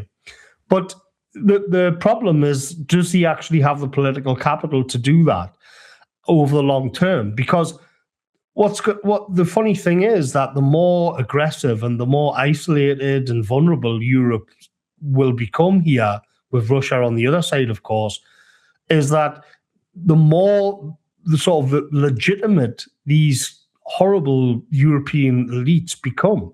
It's as if, like, the more somebody like Macron or Ursula von der Leyen or Starmer digs their heels in against Trump, the more legitimacy, the more support they will shore up from European liberals. In this weird paradoxical way. On the other hand, I think the opposite would be true of Trump. I think the more that Trump sort of, that's why they could have calculated that, well, if we dig in on this and force Trump to take some kind of crazy extreme action here, in America, like, there's no doubt that in the shooting, he can do what he wants. But the problem is that the longer this draws out, the worse it's going to be for him back at home in America. I think. I don't know. I mean, what do you think about that as an American? Like, can anything happen in America over this? They're trying. The Democrats, of course, are pretty annoyed at the fact that the Venezuela thing went off without a hitch, even though it was actually the Biden administration that put this like $25 million bounty on Maduro's head. Now they're pretending they didn't do that. And it's obviously given a boost to Trump. And obviously he's talking about Cuba. He's talking about Nigeria. He's talking about Greenland. And so they're trying to do this kind of war powers thing to prevent him from doing this kind of stuff. Stephen Miller, of course, is out there saying, look, Greenland's going to be part of the United States. Marco Rubio has apparently briefed Congress saying we're trying to buy it. Now, what'll probably happen, if I had to bet, is that Greenland will get some sort of a sovereignty declaration based on this sort of anti-colonial thing, which is nonsense, but that's a separate thing, from Denmark. And then we'll basically just bribe them. If that's how we're going to, if it's really important for us to get Greenland, I think that's how we'll do it. I don't think if there was any kind of military operation, even the Republicans would stand by it. Whether it's a good thing or a bad thing, I don't know. But you do see this sort of discomfort within the GOP at what Trump is doing. And a lot of it is because they never really wanted him. I mean, I know this sounds absurd because we've been in the era of Trump for a decade, but the party itself really has not changed since 2015. They're just trying to outlast him, and they really do believe that they can just kind of go back to the way things used to be. That's also why you see this fight in the right to sort of discredit J.D. Vance before he can get the nomination, because even though a lot of people on the hard right have their problems with J.D. Vance, if you're a normal establishment Republican, you want to prevent Vance from getting the nomination because he's the continuation of MAGA, and you want to go back to the days of Mitt Romney. Yeah. I mean, I think that the fundamental problem here is that there is a time limit to everything that we're talking about in terms of demographics. And I've always been amazed at how on the center right, whether you look at the Christian Democrats in Europe, whether you look at the Tories in the UK, and whether you look at the rank and file Republicans, the base clearly understands that something is happening here. They may not have the words to fully articulate it, but they understand that demographic dispossession is happening. And this just has not penetrated the conservative movement or the establishment Republican Party, the types of people who get elected to state legislatures and things like this at all. They've learned nothing from the past decade. And so those of us who are having these discussions online, in many ways, we are breaking through, and Elon Musk is reading our tweets, right? But in terms of the people who are actually making policy, weirdly enough, I can pretty much guarantee that somebody in the White House is listening to the conversation that we're having right now. But my own state legislator, forget it. Yeah, that's kind of strange. I mean, in Britain, we're kind of it's similar. You see more and more like lapping up against the mainstream is the situation with demographics and where all of this is going. I mean, one of the things that's going to surprise people is that because the messaging of the Labour government has been like totally incompetent, and Starmer comes across as this kind of robot, but it looks like the actual immigration numbers are coming way down, just coming into the country compared to where they've been for the last few years, especially under the Tory government, which I find is quite an interesting thing. I think it could be like, I think we could be heading, people are going to laugh at this, but I think we could be coming at somewhere like close to like sort of 100,000 or perhaps down to 50,000 net, which would be down from like 1.5 million during Boris Johnson and that era. Right. Now, one of the reasons for that could be that because of the Boris wave and because numbers are so high, it's as if like they've got a supply of bodies to spread over the coming years. if you see what I mean, right. Like they've got like a stockpile of bodies, right? And they can just kind of say, well, we can bring immigration way down, and we can get the kind of the political capital for that. We can get the applause for it, but really we're just sort of smearing it out back to the longer trajectory where it was. But this is also sort of where I think just basic society is struggling to cope. the costs of it. Just I did a video monologue a while ago after some black fella just went wild with a machete on a train in the middle of England, started hacking people, and it was like. It was like at the time there was just one thing happening after another. It seemed like every day there was some kind of atrocity or barbaric act.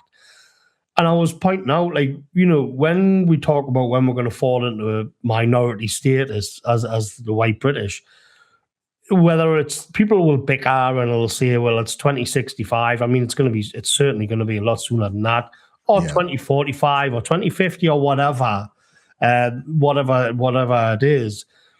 But one of the things that I don't think is, like, say, the nationalists and the right have discussed at all is the idea that as it isn't just that we're going to sail along and then one day, we're a minority and then that's that. I think what you're going to see is that society falls apart as that happens. So social trust, for example, will just completely break down. It's just the infrastructure will break down. The costs of things will skyrocket. And so it could be that we end up living in a kind of failed state while we're still a majority. Right. Because the sort of the situation on the ground, the day-to-day lived life has changed so drastically that society just can't function in any coherent way anymore. And all of this could happen before we're actually a minority. And people didn't really. I've been watching this kind of conversation play out for a long time, and I didn't really see that. I hadn't thought of that either. That you're going to see this decreasing sort of safety, decreasing quality of life, which sooner or later may become just too toxic and too much for people to bear, rather than kind of plain sailing to where we're a minority and then, oh no, all hell's going to break loose. I think it's just the decline is everywhere to see as we're on that route. One of the things that I've seen a lot of writers talking about is this trend of Ulsterization in the United Kingdom, where you saw with the way the different flags are being raised. The Palestinian flag has basically become an expression of territorial ownership by Muslims, almost irrespective of whatever the Palestinian flag is supposed to stand for. Then certainly you see people raising the British flag or the English flag, which is, in my mind, is even more significant.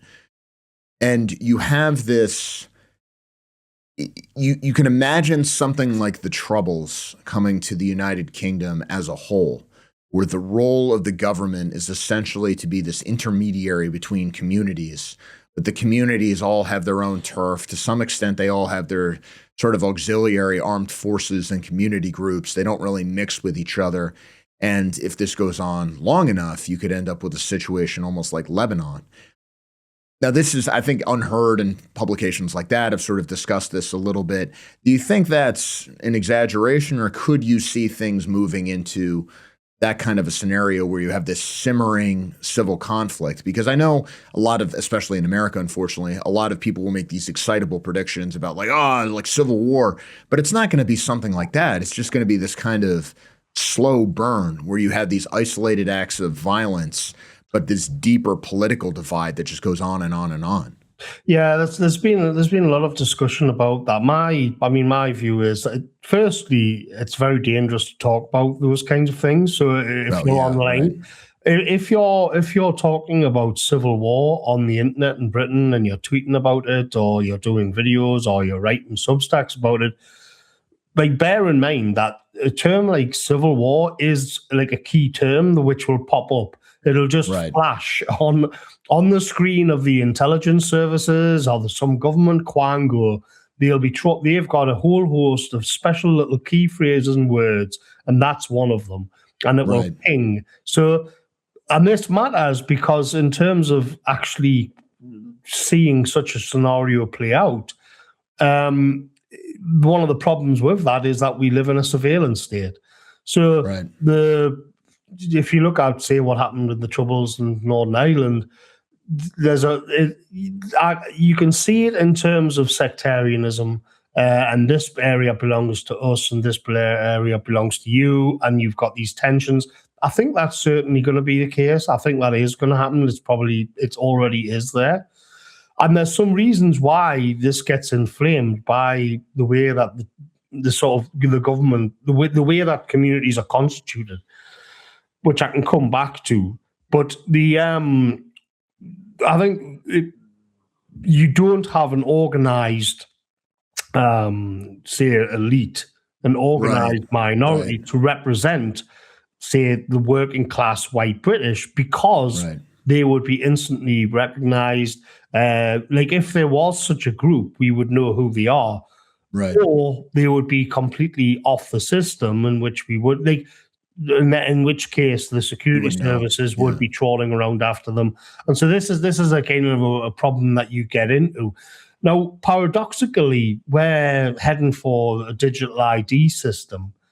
And I think one of the weird things about that is that when you're conscious of, we're kind of in and out of a surveillance system right now. You can still go for it. You can just leave your phone at home and you can go to the woods and walk your dog all day, and the government's not going to know you're there. But eventually they will if they've got facial recognition technology on your car and all the rest of it. But in theory, you can get around it. And I think once you've got the full kind of surveillance gulag in, it becomes much more difficult. But that then creates new incentives for people to just go dark and not be seen at all. And then that is when people may think, this is interesting. Like we've now got this club or this group which has become very adept at just going dark in terms of the surveillance grid. And we can talk about what we want. And then you can see something dangerous kind of popping up, or then you might get something quite strange. But I tend to stay away from this because it's dangerous. I just remember Elon Musk like openly saying something like that, and it's like, well, which I'm sure the British government was not very happy about. No, they can't stand him. I mean, they can't stand him. I think they want him to shut up. I think they're looking for it. I mean, one of the things that I've just as an aside, one of the things I've noticed that's happening this week is that they've got the AI grok like taking the clothes off women and even children, I think, and this whole put bikinis on all of the women. And this is just playing straight into the hands of the British state. Oh, right. And I just find that, I don't know why, like that's just such a bad hill to die on. Like, I don't know why they do that. But in terms of the communities thing, if you go back and you look at what happened with Southport last year, a lot of what will happen is that if you like in Ulster as well, it was quite clear that the Catholic had representatives. They had a political wing, they had a radical wing, they were organised, they had community leaders, they had spokesmen and politicians, but then so too did the Protestants. And when you kind of look at England, then you will notice that everybody is allowed to have representation except for the English themselves, except for the whites. Right. So when you get something like Southport happening, you'll get the police will talk to Muslim community leaders, what they call community leaders. And when you go to a white area, they are just citizens. They are just like a working class white area in the north, in Sunderland or somewhere, will not actually have a community representative because because it can't be acknowledged that they are an interest group. They are just individuals. They are just British sort of blank slates. And this is the whole problem, because a lot of the tensions that you're seeing is precisely because they don't have representation. So there's no one to liaise. Let's say you get a grooming gang, sort of story breaks. There isn't a white community leader to represent the girls in that. Right. There's not a white community leader to go along to the government and say, okay, here's the problem. Here's how our community has been affected by this latest atrocity. Or on the other hand, if one of their community did something wrong, and this, because if they did that, it would be to admit that multiculturalism has completely failed. Right. And they have actually just brought England down to the level of a kind of set of hostile tribes, each who have got these leaders or clan chiefs to overleg and liaison with each other about what the interests are of their communities. The dream was supposed to be this kind of mass of individuals and this colorblind. And of course, that's not happened. And they don't allow the whites to have any representation at all. But everybody else will. Right. And this makes it difficult on community organizing. And it would also be difficult to just do because of the character of the English, because somebody would have to stand up and say, well, I'm going to represent you now. And you're always going to have, well, who are you, and all of this kind of yeah, right. So it's that's going to be difficult. What actually happens is that they think that somebody like Nigel Farage and Reform Party will do it by proxy.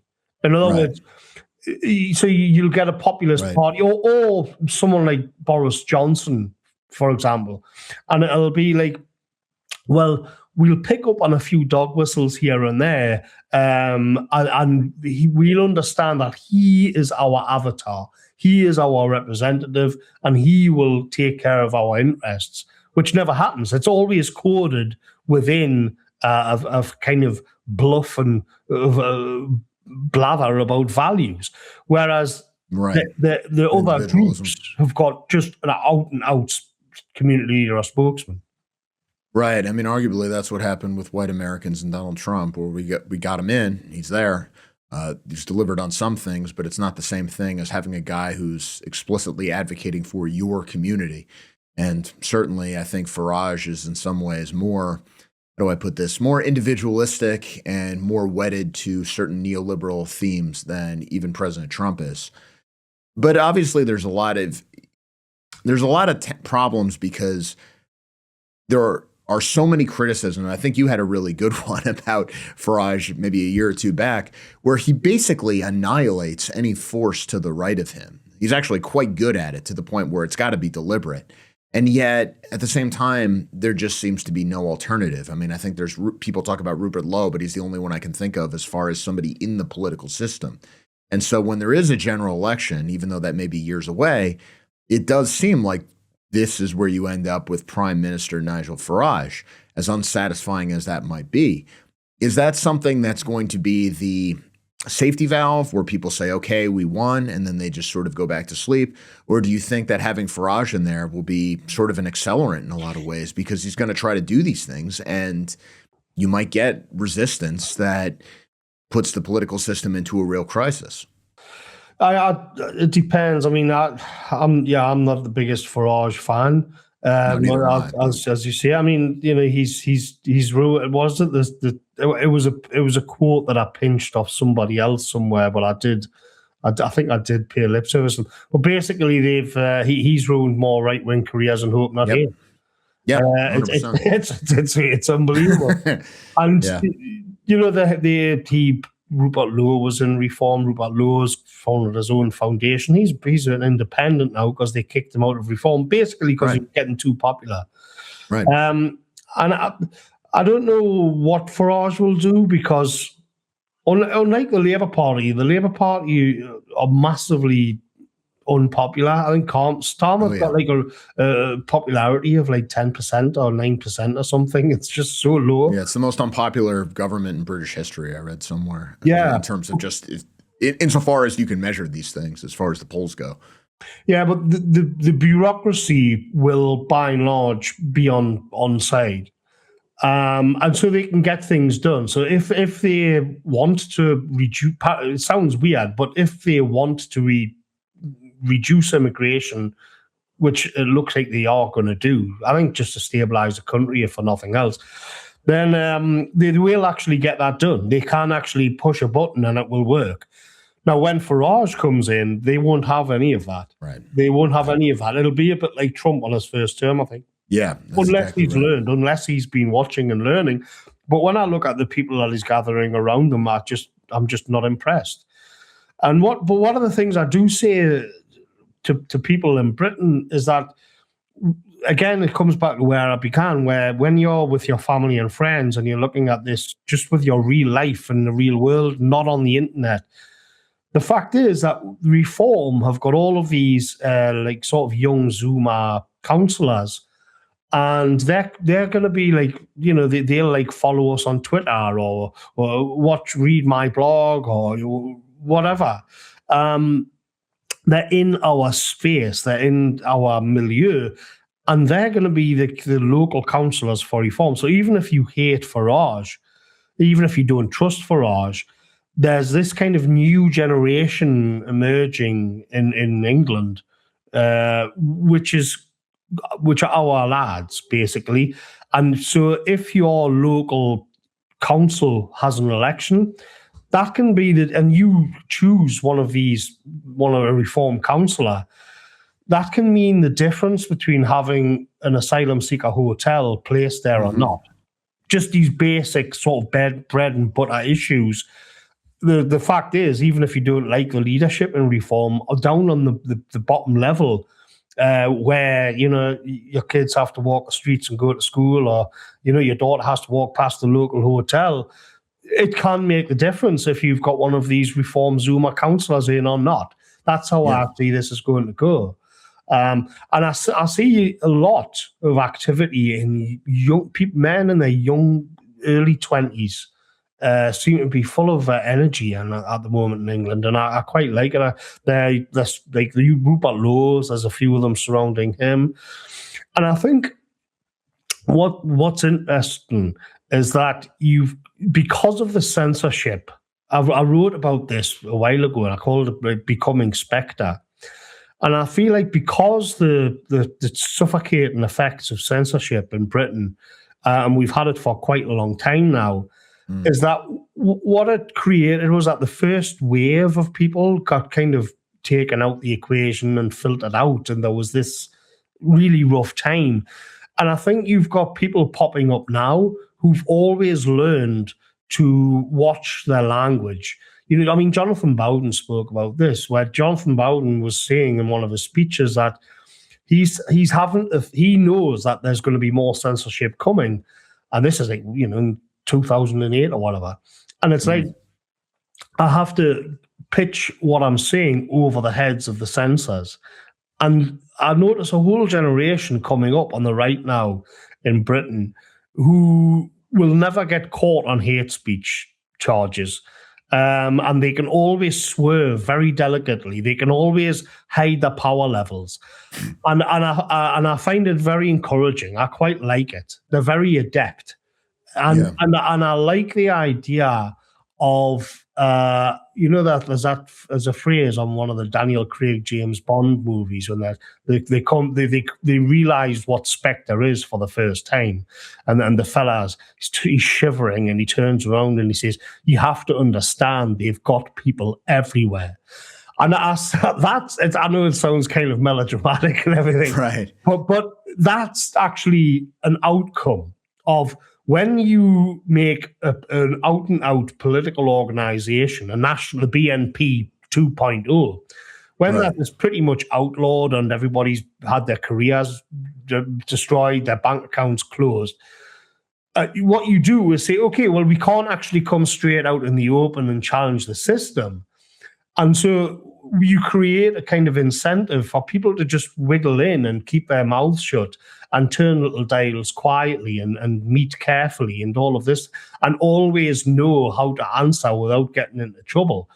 And I think this is actually beginning to be a real thing. I know people talk about, infiltration. I don't think it's like that. I think that sounds a bit overly dramatic and a little bit... No, infiltrate the Tory party. I don't think that's what's happening. I think what you do is have this kind of, it's almost like termites kind of nibbling away at the foundational structures and kind of wiggling their way in there because they have to, because they know the scanners are always moving and going backwards and forwards, trying to pick them up, trying to pick up wrong opinions. That you become very adept at getting through all of that, but also like knowing that you have a fundamental cause and ideal to promote. Right. Certainly the concept of remigration seems to have taken off, not just in the United Kingdom, but in Europe more broadly. And now, of course, you even have the President of the United States talking about it. I don't know if you caught it a couple days ago, but he talked about deporting every single Somali, seemingly without regard to legality, basically just getting these people out of here. And, you know, it's just rhetoric until one day it's not. When you have the president saying we need to get rid of this entire group because they just don't fit with us, that definitely represents something. The question becomes, what would it even look like if one were to try to do remigration? Because Farage explicitly opposed the idea, but now he seems to be softening on it. And for the first time, it seems that Farage no longer has the ability to dictate what the acceptable limits of debate are on the right. This has been taken out of his control because of the rise of people like you're talking about. So do you think that he can be pressured into maybe going farther than he's gone into the past? Or do you think that he is going to retain this ability to basically say, we're going to stop immigration, but that's about as far as it goes? I think we are going to see deportations, but I think the way this is framed, there's a discussion being going on just recently on the British right, where you've got one faction. I was just paying attention. I didn't really stick me oar in, but you've got one faction, and it's basically we're going to deport everybody who isn't white, which is the maximalist position. And then you've got another one saying, well, you can't do that. And my own approach is that it has to be sliced and diced. Yeah. And I would say I got into an argument a while ago with Novara Media. I think this sort of big leftist sort of thing here with Aaron Bastani, and you see them popping up. And he was pointing out that if you go back to the 1980s or 90s, people didn't really mind that there were black people. Like, for example, in the Spice Girls, you had Scary Spice was black, or at least half black. And we've got like boxers like Frank Bruno and certain footballers, and nobody ever really had an issue with them. And he's right. But I pointed out that we lived like a sort of polite lie in a way. Yeah. And we could do that because the core group didn't feel threatened. So you could carve out these little positions where you're not really. You're not ethnically English, but if you're on the England football team, we don't mind. Who would make a fuss out of it? It doesn't matter. We're safe. We're under threat. And what happens where we are now is that the main group does feel undermined and does feel threatened, and so the defences go up and demarcation lines have to be made, and so this is part of it. But then in terms of remigration, in a purely practical sense, do you want to begin by saying, well, we're going to deport that group, for example? Because there's some people would say yes. And I think that's not practical. Like to expend political capital on arguing the case, like you're going to deport like a 60-year-old black footballer. I just think that's squandered energy. What I would do is to slice and dice it. Now, luckily, we do actually have the data. And if you're running the government like Reform will, Nigel Farage will, which brings me back to the main point, then you definitely will have that access to all that data. So first you say, who is the most problematic group? Now, you mentioned the Somalis and situation in America. Well, lo and behold, they also happen to be like a problem in this country as well. And I think it's about 84% of Somalis in this country live in social housing, meaning like that's council housing that is just taking up space from somebody else. They don't work and they commit higher rates of crime. So as a group, you can say, well, you're going to have to go back. And it's not that we've got the data. If we've got the data on this group, another group would be the Afghans. Mm-hmm. Where the amount of sexual crimes, the amount of violent crimes, sorry, but we've got the data. It's no good. You're going to have to go back. And then you can move on. You can say, well, who's the next group? And there'll be a big conversation about the Pakistani community. I've heard some people saying, well, the whole of the community were complicit in some of these grooming gangs. So the whole of the community. Rupert Lowe actually said that he would deport whole communities. And he's a sitting MP. So this is, this is. But if you slice it and dice it like that, you can, I think, make more headway. Just being sort of Machiavellian and practical about it, rather than the maximalist position. So that's how I view it. But then some people would disagree, and I think that in the end, if Farage or these people do anything, it'll have to be along those lines.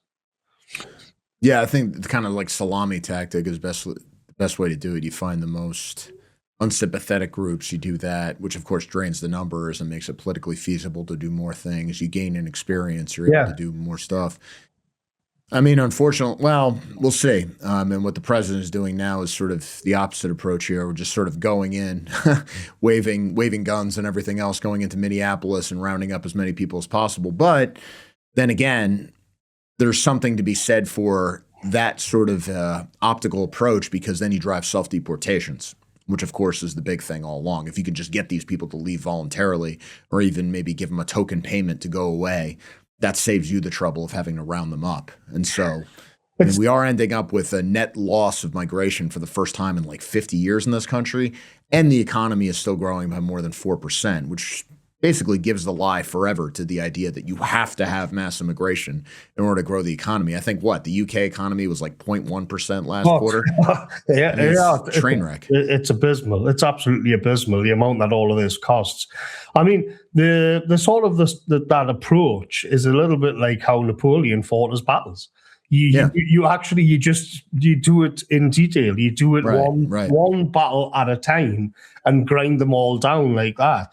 Whereas if you go for the maximalist position, you're basically taking on a huge swathe of the population plus the shitlib contingent, white shitlib, all together. Which I don't think is just. I just don't think it's pragmatic. Last question I wanted to ask is, you wrote something that made a big impression on me a while back. It was one of your videos. I think it was called "The Great Turning Away," where you talked about how, and this was in the aftermath of COVID, you had done some pretty powerful ones on just the sort of casual cruelty that you see online and just seems to be permeating the larger society, probably a function of the fact that diversity reduces social trust, and so people just kind of stop caring. And the response to this for a lot of people has just been to disengage, maybe rediscover the value of being a normie, so to speak. There's certainly many reasons to do that, and there are a lot of reasons to believe that it makes you more psychologically better adjusted than being online all day and like freaking out about things that you may or may not have total control over. But at the same time, if everybody turns away, then we don't have the political base needed to actually do anything. So how do you reconcile this sort of tension? Because you've been doing this for a while, I have too. And certainly I understand the idea that sometimes you just want to be like, you know what, to hell with this. I'm just going to literally garden and go to my pub and hang out with my family and things like that. But then at the same time, there's still this compulsion to speak out about what's happening to the country. Yeah, I know. I remember people, it's strange because people bring that up quite a bit. And we're all dealing with it, you know? Yeah, and it's this kind of paradox that you're left with where I try not to be the most online person ever. And I get what was it? There was something happened where it was just like this incessant sort of, I think it was when there was this like incessant sort of new thing happening. This new narrative would drop and everybody kind of got on board with it. And a lot of the time it was like, and then there'd be a big fight about it. And I just kind of got burned out with it. I just got sick and tired of it. And I realized as well that I ended up doing a bit of work in the real world with a bunch of lads. And we were like chopping up some trees and laying down some beds and things like that. And it was just the general small talk on that. It just soothed me mind. And I was thinking about people who are kind of checking out, which was happening at the time. Like, I've had enough. I'm done. And I'm going my own way. And I became like sympathetic to that. But you're right that you can't. In a way, you can't. I do feel sort of compelled to come back. Right.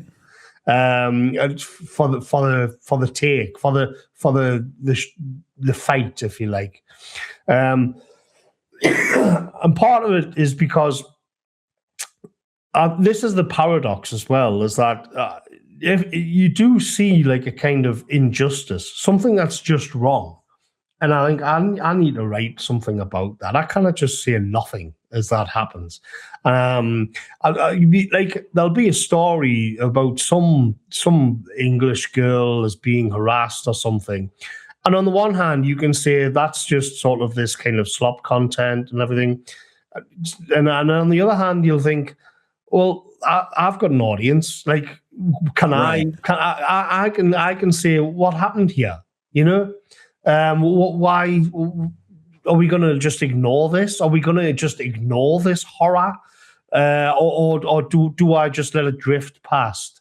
And it's the same thing where you think, because I wrote an article where I was sitting down the garden, and I was watching like the beans and the onions come through, and it was just this like absolute moment of calm, and I was conscious of the fact that I'd been there for like a few hours. And I knew that like the notifications and the emails and this kind of thing would be heaping up back.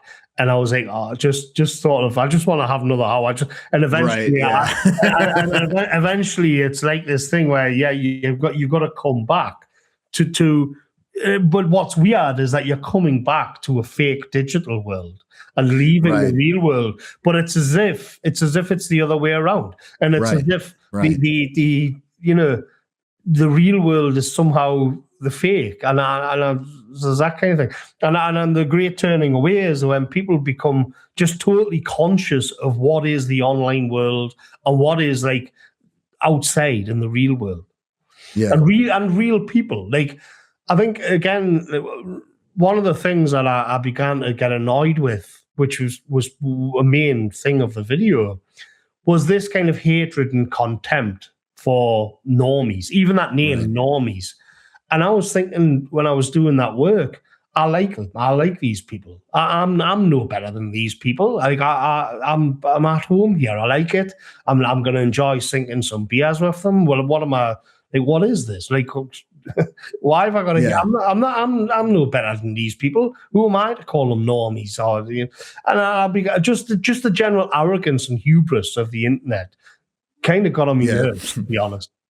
And especially from a nationalist perspective, if you're not fighting for the normies, then who are you fighting for? Yeah, I mean, these are your people, after all. I mean, this is the whole point. Yeah, I try as much as possible to be clued in to just people who are normal, just sit in a pub with a bunch of people, and you do kind of wince at some of the takes. Like I know family members now.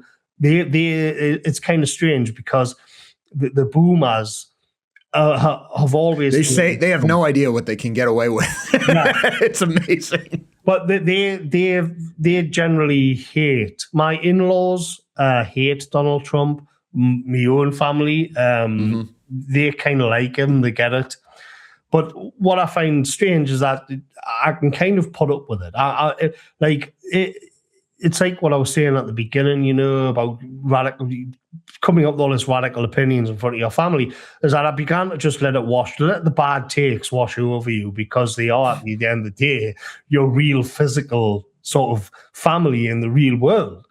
And what's funny at the moment, of course, is that the people who've been saying like Donald Trump is Hitler for years, they now have him actually like invading countries, and he's invaded Venezuela, and he's gonna invade Greenland, and we're gonna have to go to war with Trump and Greenland. There's gonna be a Greenland front, and we're gonna have to wear those white army uniforms, like World War II. It's crazy because they've kind of like they're being totally vindicated within their own sort of framework. Right. Yeah. I mean, that's one of the more terrifying things is that, because I think we have a sense of self-awareness about the whole thing when you're in this online sphere, that like, while people can get one-shotted by certain online things and go crazy, but then you see, and maybe this is just arrogance, but I think that the people on, not even the left, but the center left, like the normal bourgeois liberals, they're the ones who seem to be driven the most insane by stuff they see online and living in a total fantasy world. Like more than anyone, they're the people who need to touch grass. There is. I mean, there is truth to the fact that there are no normies anymore because everybody's online. Yeah, that's true. Right. So that there's this kind of dwindling sort of real world out there of normal characters, and increasingly you get kind of internet takes thrown back at you as well in the real world, which is. It's not strange. It's a really weird experience. You're not just getting like the BBC anymore, where you can listen to as a certain family member, and I know that I'm just getting the BBC. It's always been that way, and then you'll bump into somebody else, and it's like you're thinking, what is it? Is he watching like Sargon or Paul Joseph Watson? Like, well, that's kind of or you'll get somebody else where it's a little bit more conspiratorial, and you're all right, and eventually they'll say, "Oh, you should watch this channel." Right. Okay. Right. Yeah, it's a very strange experience when like exactly where they got this from, and furthermore, how this idea came about over the course of like 10 years of internet history, and they're telling it to you like it's this forbidden truth that only they know. Just comes with the territory. Well, thank you so much for joining us here today. I really appreciate it, man. I think you're one of the best out there. I listen and read all your stuff. So people can find you at morgoth@substack.com, right? That's basically where you're doing most of your things right now, and they can support you there. I've still got the YouTube, and we've got we do the classic movies once a month. We've got Gone with the Wind coming up this weekend, so that'll definitely be a good one. Yeah. Well, yeah. Portrait of the America that was. Yeah. Yeah, I'm hopefully It's Endeavor's choice because I'm a bit limited in my history and all of that, but I think he knows a lot more about it. But anyway, yeah, that's me stuff, and everything I do you'll find on Substack and things like that. So yeah, thanks for having me on. Well, thanks for being here. Morgoth's Review, everyone. Thank you so much. So this is a video from Tim Walz's daughter. Now, she's been crashing out ever since her father dropped out of the gubernatorial election. She's been making all sorts of this content. We're probably going to have to deal with this chick forever now. Watch this video real quick. It feels more trustworthy than the news to a lot of people. It does, and I can't quite, I have my own problems with, the media and, all of that. Sure. And that's, I said in a video this morning, now I can kind of be let loose, and, I definitely want to have some of those conversations going forward. Yeah. But I do, I definitely think people see somebody and they're like, oh, this person's, I see myself in them, and so I'm going to believe them. And that is what people definitely see in me. I think then that's an ethical thing on his end. You can't just go and do this to people. I don't know. Yeah, but in communities. But I watch it. I haven't watched the whole video like you. I've watched a lot of clips on there because he's posting a lot of them. But the style of it, I watch it. I'm like, oh no, this is my style. This is what I do. Yeah. And here I am, feeling like what I'm doing is a good thing, but then it can be used. So easily. To and there's really no checks harm. And balances on content, or not many, and just social media in general. So once again, we have the uptalk because everybody has to talk this way. And I'm talking in this way because I'm doing it aggressively, but I don't want to make it sound like I'm imposing my opinion on you. But I'm saying this because don't you want to agree with me? And aren't you a bad person if you don't agree with me? And it's sort of like the Sydney Sweeney interview all over again. You just hear this over and over and over again. Take some responsibility for your own positions. Just say things the way they are. But there were 2 points there, 2 little ticks that they have, which I think give the whole game away. One is talking about how irresponsible it is to do this sort of reporting on communities. Now, what do they mean by communities? I mean, one of the things that I always try to draw attention to is how we never say my fellow Americans, my fellow citizens anymore. It's always our communities. Well, what are our communities? Our communities are basically these little ethnic fiefdoms within our territory that are not really part of the country. But this is actually going a step farther. You're basically saying, well, communities, by which she means non-whites, are basically exempt from certain responsibilities about how they spend our money. It's actually wrong to look into whether they're committing fraud. It's actually wrong to look into whether they're taking advantage of the rest of us because you really don't have the right to do that. In fact, you need some kind of permission to even look into these communities. They have a certain sovereignty. They have a certain independence of all of us. Does this apply to us? No, it's unquestionable. We are just random individuals. We're nothing, but they have communities, and we have to respect that. I mean, again, if you're white, it's just sort of taken for granted that you're a second-class citizen in what is your own country, your only country. But they get to not only have privileges, but another country, which they consider to be their real homeland. And the second thing is notice how she complains about the lack of checks and balances. I think that's a pretty revealing phrase. She's talking about an independent reporter doing a video. Where are the checks and balances? Well, what do they mean by checks and balances? In our constitutional system, the whole point of checks and balances is to make sure there's not one part of the government that has unlimited power. But now we're talking about checks and balances, presumably by the government, to restrict what ordinary citizens can say online. That's what shitlibs mean when they talk about limiting power. They don't mean limiting government power. They mean limiting your power. And this, by the way, is how we oppose fascism. This is how we oppose authoritarianism. This is how we oppose National Socialism. By restricting your ability to talk, by giving the government more power over you, because that somehow serves freedom. It's not the people in uniforms. It's not the communist revolutionaries. It's not the people screaming about class war. These are not the people who you should be worried about. It's the silly little girls with uptalk who are completely unaware of the ramifications of what they're talking about, who cloak these demands for abuses of power in this effeminate, irresponsible language. These are the people you need to be concerned with, because this isn't just Tim Walz's daughter. This is millions of people that our universities are churning out every single year, and every single one of them wants to destroy you. I'll see you next time.